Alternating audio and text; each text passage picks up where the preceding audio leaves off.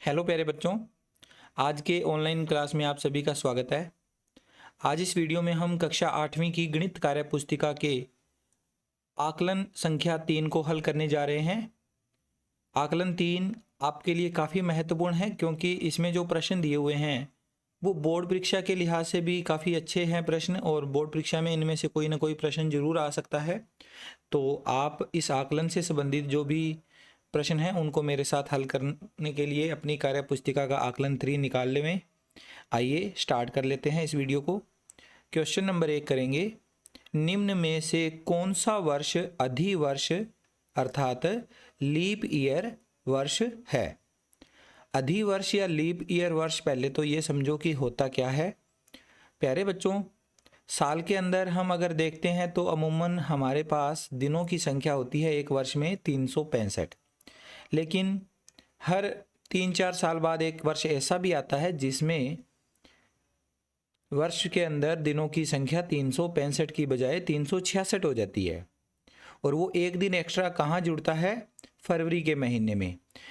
ज़्यादातर फरवरी के महीने में 28 दिन होते हैं, लेकिन लीप वर्ष या अधिवर्ष वाला जो वर्ष होगा उसमें फरवरी 29 दिनों की हो जाएगी। जिस वर्ष के अंदर फरवरी 29 दिनों की है वह अधिवर्ष या लीप ईयर कहलाता है। अब हमें यह पता लगाना होता है कि अगर अधिवर्ष है तो वो कौन सा वर्ष होगा। जैसे यहाँ 4 विकल्प दे रखे हैं, तो इनमें से कौन सा वर्ष अधिवर्ष या लीप वर्ष है। तो इसका एक आसान सा तरीका है, आप क्या करोगे, जो भी सन दिया हुआ है, जो भी यहाँ पर वर्ष दिए हुए हैं, इसके जो अंतिम 2 संख्याएं हैं, अंतिम के 2 संख्याएं, इनमें 4 का भाग देकर देखो। अगर तो 4 का भाग पूरा पूरा चला जाए तब तो वो अधिवर्ष या लीप वर्ष है, अन्यथा अधिवर्ष या लीप वर्ष नहीं है। क्योंकि ये जो अधिवर्ष या लीप वर्ष है ये साल लगातार 4 सालों में एक बार आता है, 4 सालों में एक बार आता है। तो हम 4 का भाग देंगे। देखो 2 का मतलब 2 है, इसमें तो 4 का पूरा पूरा भाग नहीं जाएगा। 22 में भी पूरा पूरा भाग नहीं जाता, 21 में भी 4 का पूरा पूरा भाग नहीं जाता। 20 में जब 4 का भाग देंगे तो पूरा पूरा भाग चला जाएगा। इसका मतलब क्या हुआ, सन 2020 में एक लीप वर्ष होगा और फरवरी 29 दिनों की होगी। तो इसका आंसर हो गया 2020।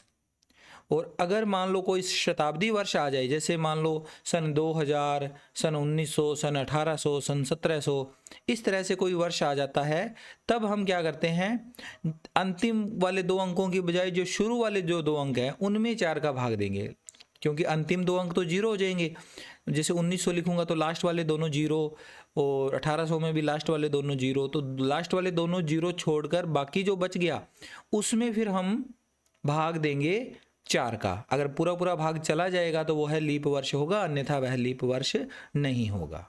चलिए, ऐसा प्रश्न आपको ना ही आए, क्योंकि इस तरह का डिफिकल्ट क्वेश्चन आता नहीं है अपने शताब्दी वर्ष वाला। ये नॉर्मल क्वेश्चन है, ये आ सकता है कि अंतिम 2 जो अंक हैं उनमें 4 का भाग देकर जांच कर लो। अब इसके बाद दूसरा प्रश्न, निम्न में से अभाज्य संख्या है। तो आप सभी बच्चे अभाज्य संख्या के बारे में जानते होंगे। अभाज्य संख्या वो संख्या होती है जो किसी भी अन्य संख्या से विभाजित ना हो, खुद के अलावा। वह संख्या जो खुद से ही विभाजित होती है, और 1 से तो हर एक संख्या विभाजित होती ही है, तो उस संख्या को बोलते हैं अभाज्य संख्या। तो आप देखिए यहाँ पर 4 ऑप्शन में से 9 में तो हम 3 का भी भाग दे सकते हैं, तो यह एक अभाज्य संख्या नहीं है। 15 में 5 का भाग चला जाता है, 3 का भाग चला जाता है, तो यह भी एक अभाज्य संख्या नहीं है। 2 में देखिए 2 के अलावा और कोई संख्या का भाग जाएगा? 2 में स्वयं 2 का ही भाग जाता है या 1 का भाग जाता है, तो इसके अलावा कोई अन्य संख्या से भाग नहीं जाएगा, तो यह एक अभाज्य संख्या हो जाएगी। 2 एक अभाज्य संख्या है, तो यहाँ टिक लगा दो। 6 को भी अगर देखें तो 6 में 2 का भाग जाता है, 3 का भी भाग जाता है, तो यह एक अभाज्य संख्या नहीं है। अच्छा, एक चीज़ और देख लीजिए, जो संख्या अभाज्य है उसके अलावा जो संख्याएं बच गई वह संख्याएं सारी भाज्य संख्याएं कहलाती है। किस प्रकार की संख्याएं? भाज्य संख्याएं। ठीक है, तो 2 प्रश्न हो गए। अब हम इसका तीसरा प्रश्न करते हैं। संख्या 2, 4 एवं 8 का सबसे छोटा समान गुणज है। सबसे छोटा समान गुणज, समान गुणज जो इन तीनों का ही गुणज हो और सबसे छोटा हो। तो 2 का, 4 का और 8 का आपको पहाड़ा लिखना है, फिर आपको उनमें से देखना होता है कि सबसे छोटा कौन सा है। तो 2 का, 4 का और मैं 8 का यहाँ पर पहाड़ा लिख रहा हूँ। 2 के पहाड़े में 4, 6, 8, 10, 5 तक मैंने पहाड़ा लिखा 2 का। इसी तरह से 4 का पहाड़ा 4, 8, 8 लिखते ही मुझे ये पता लग गया, जानकारी मिल गई कि 8 तीनों में आ रहा है। तो इसका मतलब आगे लिखने की ज़रूरत नहीं है, सबसे छोटा गुणज हमें यहाँ पर मिल गया 8, जो तीनों में है। 2 का भी एक गुणज 8 है, 4 का गुणज भी 8 है और 8 का गुणज भी 8 है। तो गुणज का मतलब होता है उसके पहाड़े में आने वाली संख्या।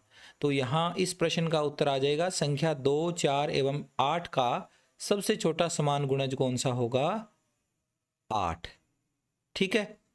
फिर इसके बाद अगला प्रश्न, निम्न में से सबसे छोटी भिन्न है। सबसे छोटी भिन्न बताना है।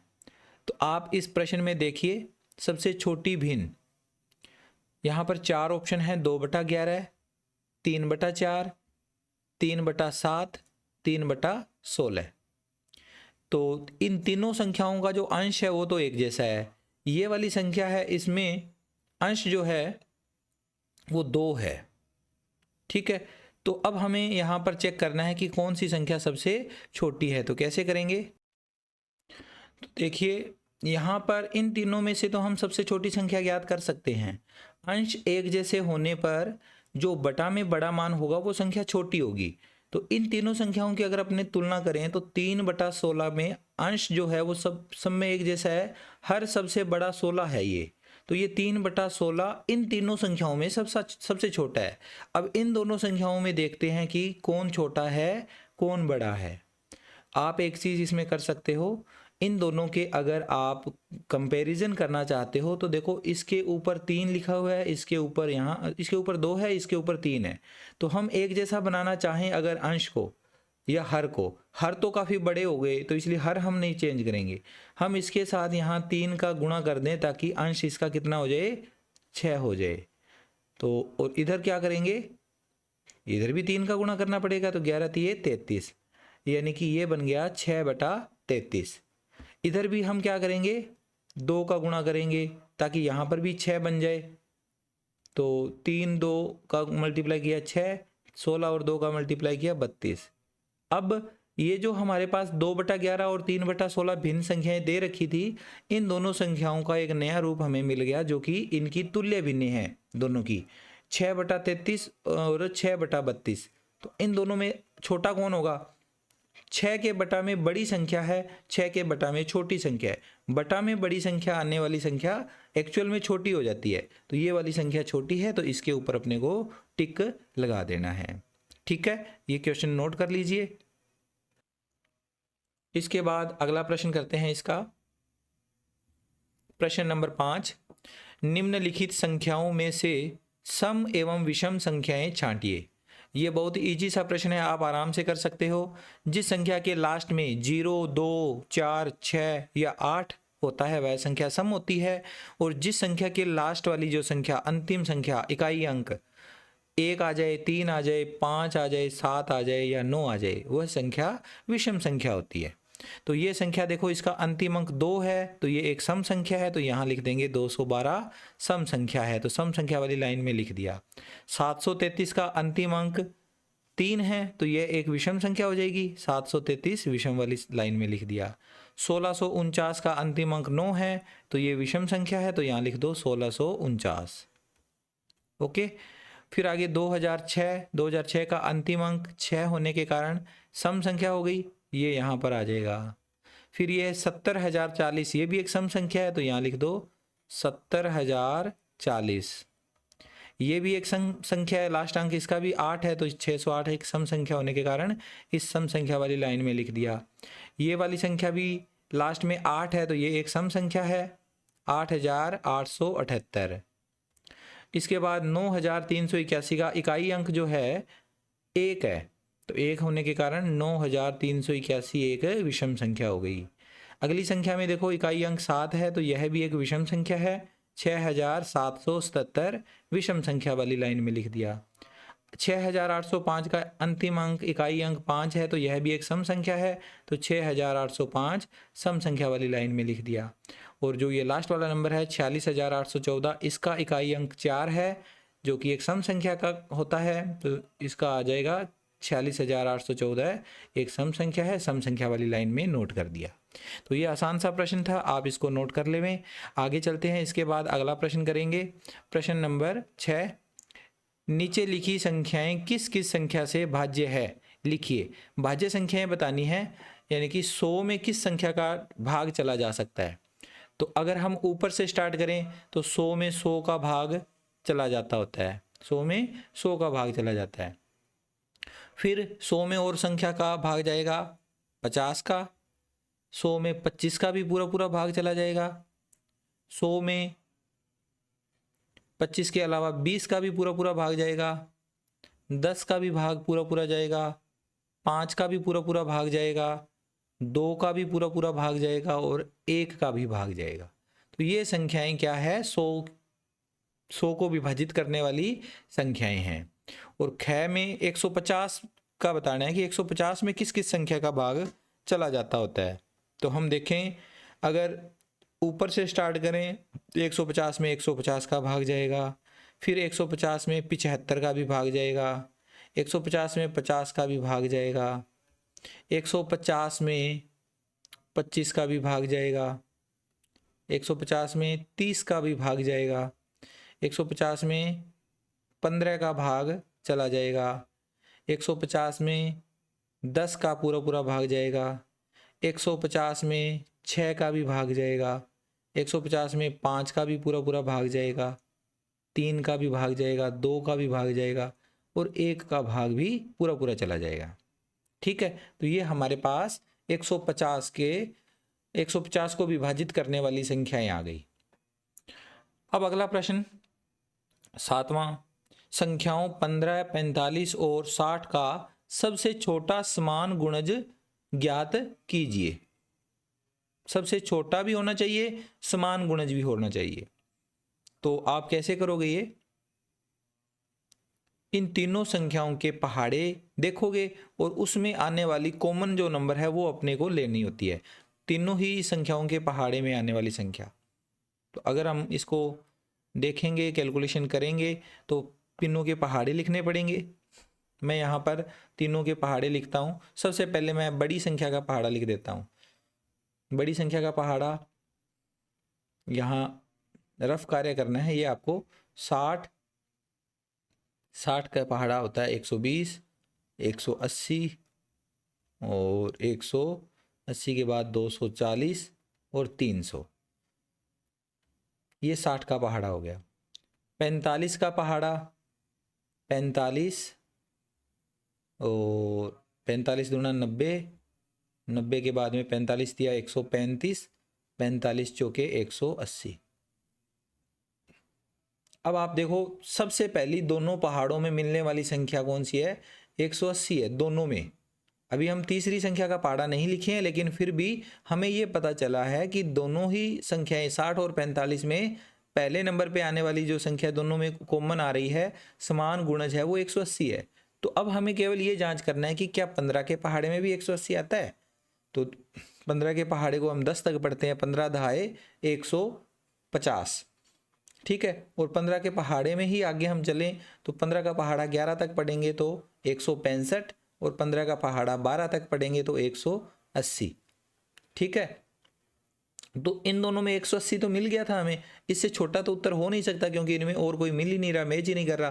तो हमने 15 के पहाड़े को पढ़ के देखा, 180 उसमें भी आ रहा था, तो सबसे छोटा गुणज कौन सा हुआ, 180 हो गया। तो यहाँ लिख लो 15, 45 और 60 का सबसे छोटा समान गुणज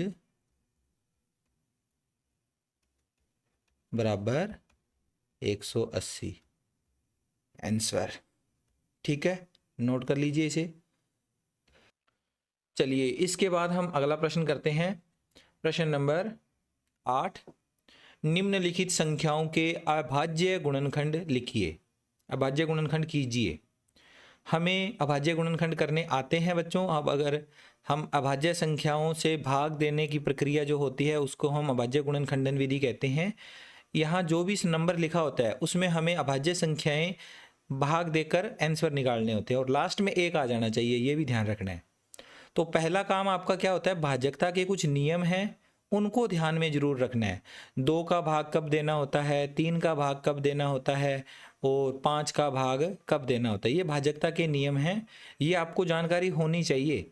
अब थोड़ा थोड़ा मैं इसके बीच में बता दूंगा, लेकिन डिटेल में आपको ये सारी चीज़ें पता होनी चाहिए। अच्छा, 2 का भाग कब दिया जाता है, जब किसी संख्या का इकाई का अंक 0 हो, 2 हो, 4 हो, 6 हो, 8 हो, तब 2 का भाग जाएगा।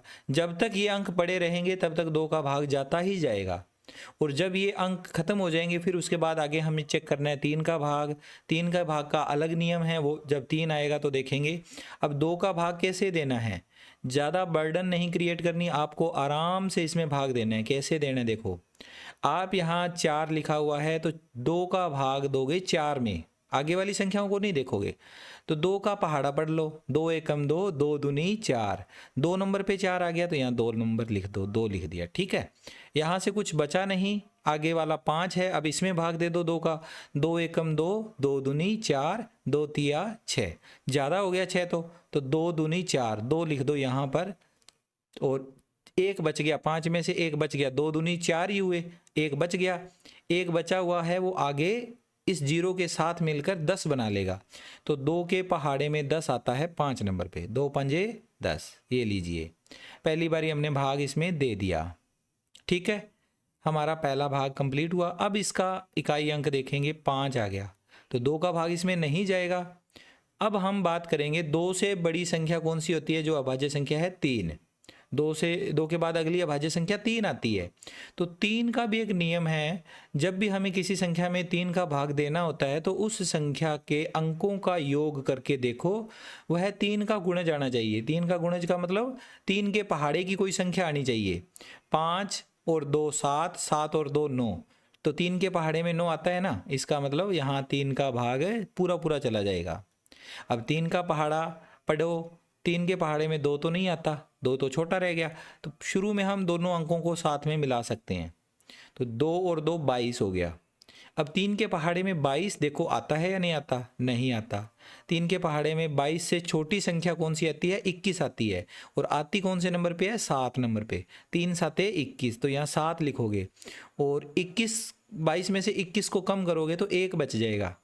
1 बचा हुआ वो आगे 5 के साथ मिलकर 15 बनाएगा, तो 3 पंजे 15, ये हो जाएगा 75, ठीक है। अब 75 में फिर से देखो 7 और 5 12 होते हैं, यानी कि फिर से 3 का भाग जाएगा, तो 3 का भाग एक बार फिर से दे दो।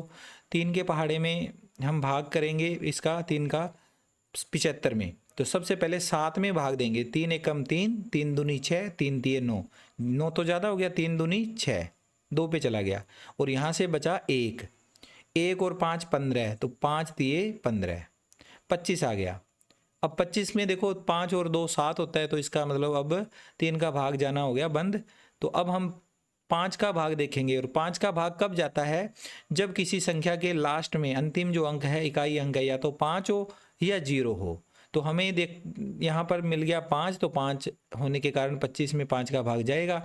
वैसे भी डायरेक्ट हमें पता चल ही रहा है कि 25 में 5 का भाग जाता है, तो 5 पंजे 25 हो जाता है, और 5 में फिर 5 का ही भाग जाएगा, तो ये आ जाएगा 1, ठीक है। इस तरह से हमने 450 के हमने अभाज्य गुणनखंड किए।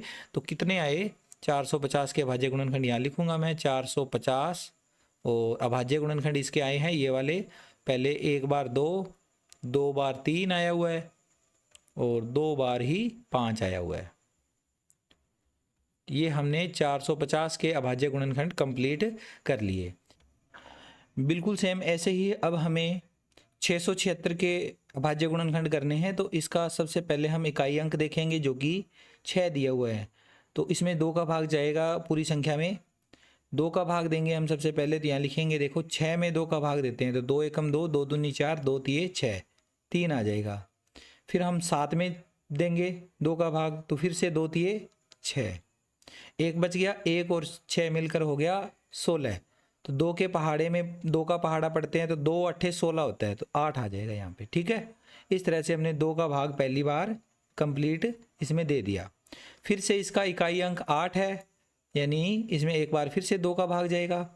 तो 3 में 2 का भाग देंगे, 2 एकम 2, एक हासिल बच गई, एक हासिल है वो आगे 3 के साथ मिलकर 13 बन गया। 13 में जब हम 2 का भाग देंगे तो 2 छिके 12 होता है। ठीक है, 2 छिके 12, एक बच गया 13 में से, 1 और 8 18, तो 2 के पहाड़े में 9 नंबर पे 18 आता है, यानी 169 आ गया। अब आप यहाँ देखिए 169 जो संख्या है ये 13 का वर्ग होता है, 13 का 13 से गुणा करते हैं तो 169 आता है। यानी इस संख्या में अगर हम भाग देंगे तो 13 का पूरा पूरा भाग जाएगा, और 13 एक अभाज्य संख्या है, इसका मतलब किसी और संख्या का भाग नहीं जा पाएगा। 2 के बाद 3 आता है, 3 का भाग भी इसमें नहीं जाएगा, 5 का नहीं जाएगा, 7 का नहीं जाएगा भाग, 11 का भी नहीं जाएगा, सिर्फ सीधा 13 का ही जाएगा।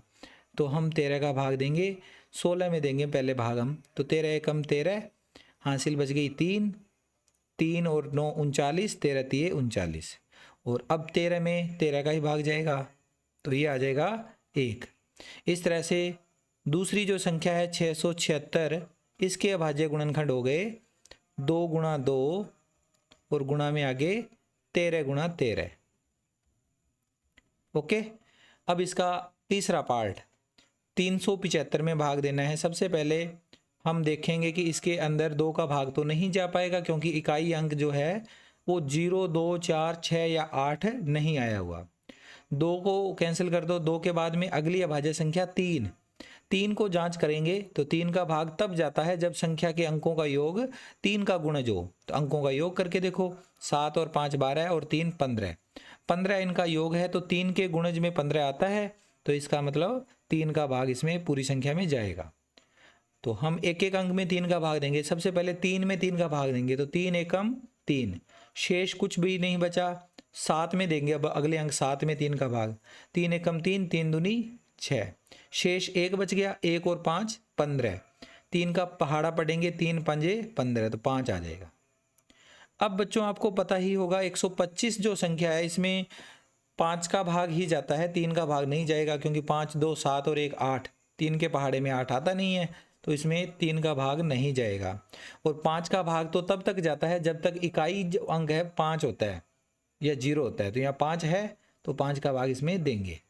5 का भाग पहले 1 में तो जाता नहीं है, छोटा है, आगे वाले 2 को साथ में मिला लिया 12, 5 के पहाड़े में 12 भी नहीं आता, लेकिन 12 से छोटा 10 आता है 2 नंबर पे, 12 से छोटा 10, 5 दूनी 10, 12 में से 10 हमने नीचे लिख दिए, तो 2 बच गया, 2 और 5 25, 5 पंजे 25, और 25 में भी हम अगर भाग देंगे तो 5 का ही पूरा पूरा भाग चला जाएगा 5 तक, 5 पंजे 25, फिर अगले 5 में हम 5 का भाग देंगे तो 1 आ जाएगा। लास्ट में 1 आना चाहिए, तभी हमारा ये गुणन खंडन की प्रक्रिया जो है यहाँ पूरी होती है। इस तरह से हमारे पास 375 संख्या जो दी रखी है इसके गुणनखंड हो गए 1 बार 3 और 3 बार 5, 3 गुणा 5 गुणा 5 गुणा 5, ये हमारे पास इसके गुणनखंड आ गए 375 के। ठीक है, अब अगला है इसमें 243। 243 में इकाई अंक इसका सम संख्या नहीं है, तो 2 का भाग तो इसमें जाने से रहा। 3 का भाग चेक करते हैं, तो 3 और 4 7 और 2 9, तो 3 का गुणज है 9, तो इसका मतलब 3 का भाग इसमें जाएगा।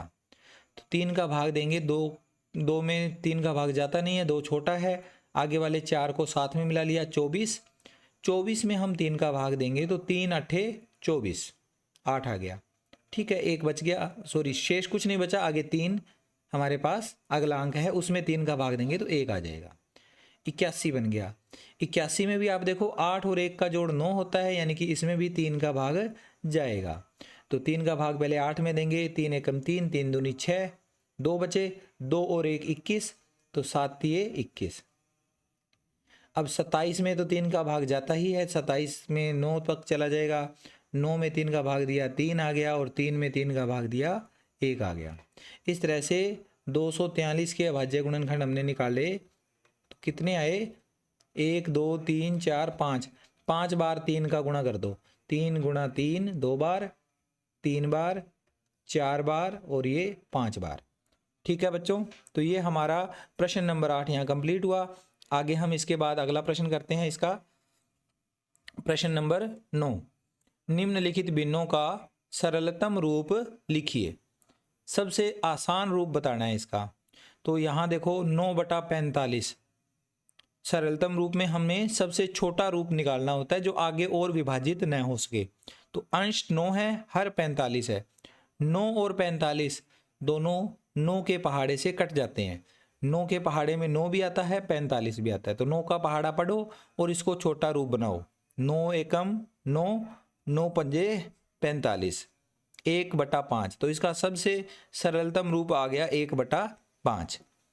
इसी तरह से 16/48, ये देखिए अब आगे इसको कैसे करना है। 16 और 48 16 के पहाड़े से भी कट जाते हैं। ये 16 एकम 16, 16 तिये 48। अगर आपको 16 का पहाड़ा नहीं आता है तो 8 के पहाड़े में दोनों आते हैं। 8 के पहाड़े से इसको काटोगे तो क्या आएगा, 8 दूनी 16, 8 छिके 48। तो उत्तर कितना आया, 2/6। लेकिन ये अभी हमारा सरलतम रूप नहीं है, तो हम इसे और आगे डिवाइड करेंगे, काटेंगे इसे और 2 के पहाड़े से।